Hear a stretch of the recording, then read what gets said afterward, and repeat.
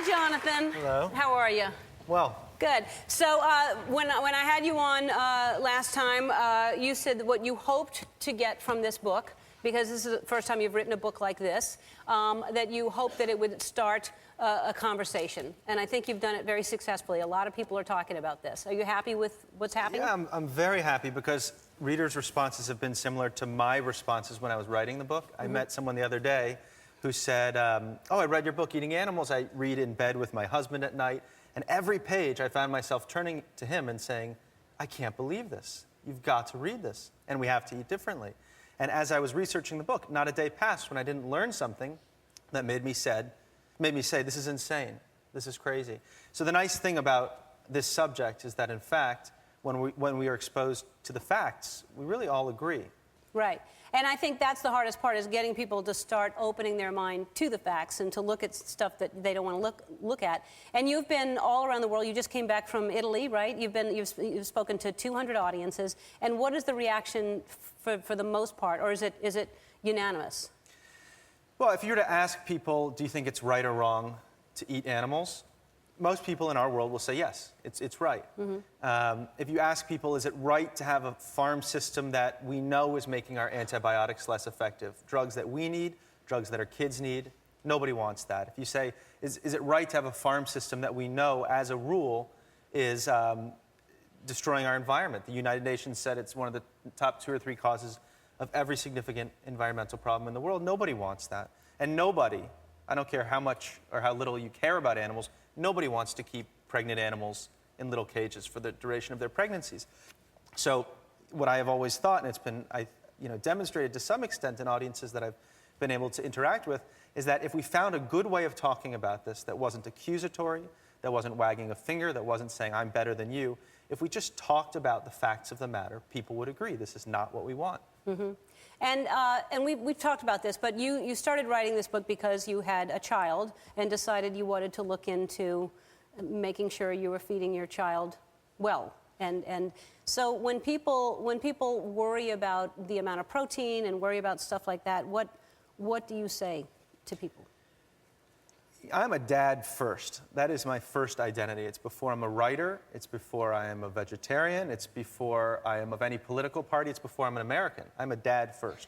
And there's nothing more important to me than my child's health. So when I was writing this book, the first stop I made was to nutritionists, to not vegetarian nutritionists, but the most reputable nutritionists in the country. And I went to the literature, what the American Dietetic Association has to say, World Health Organization. And you cannot find a reputable nutritionist, somebody who isn't, basically being paid to have a different opinion, who will say that it isn't at least as healthy to eat as a vegetarian. I mean, we know definitively that vegetarians live longer, and if that's not what we mean by healthfulness, it's hard to understand what we would be talking about. Right. And also, it's interesting because not one factory farm has come after you, not one person. You'd think if you write a book like this, somebody would be, hey, you got it all wrong, but not one person has spoken up. Well, if I wrote a book about you, and I said Ellen is bad, and we need to spend less time with Ellen for all of these reasons, you would stand up for yourself. You'd say, no, I'm not bad. In fact, here are all the good things about Ellen, and you got these facts wrong, and there's another way of looking at it. Well, I'd have someone do it. I wouldn't do it, but I would.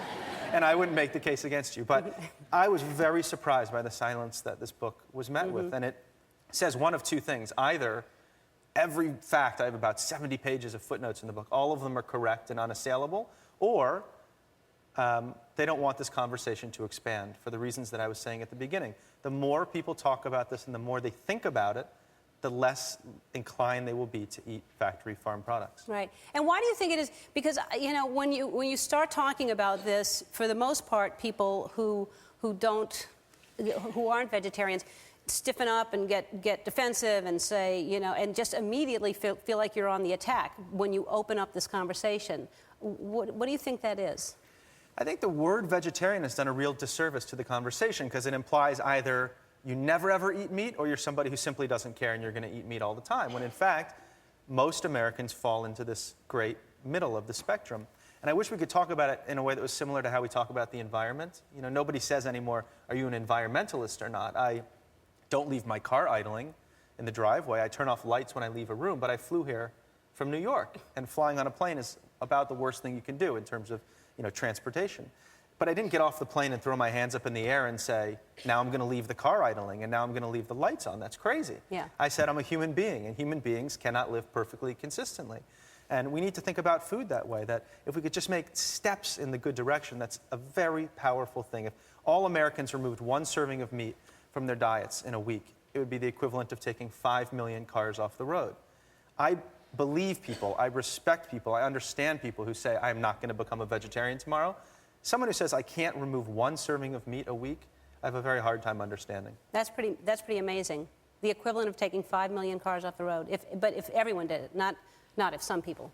Everyone. If one person ate 5 million, 300 million servings himself, I suppose that would make up for everybody else. Right. Yeah. Well, our country eats a lot of meat. A lot of meat. I think it is this misconception about protein, that we have to have so much protein. It's a misconception about what food is. Yeah. I mean, it wasn't until the last 30 years that we started eating like this. We eat twice as much animal protein as Europe does. We eat 180 times as much chicken as we did just 80 years ago. It's crazy, and it's not because we want it. It's not because it's so delicious. It's not because it serves all of these very valuable cultural functions. Sometimes maybe it does, a Thanksgiving turkey or Christmas ham, but not the hamburger you get at a drive-thru, not the bologna sandwich you pick up in an airport. And that's what we need to get rid of first. When you're thinking about what are the steps I could take, just start with the meals that don't even matter to you. Right.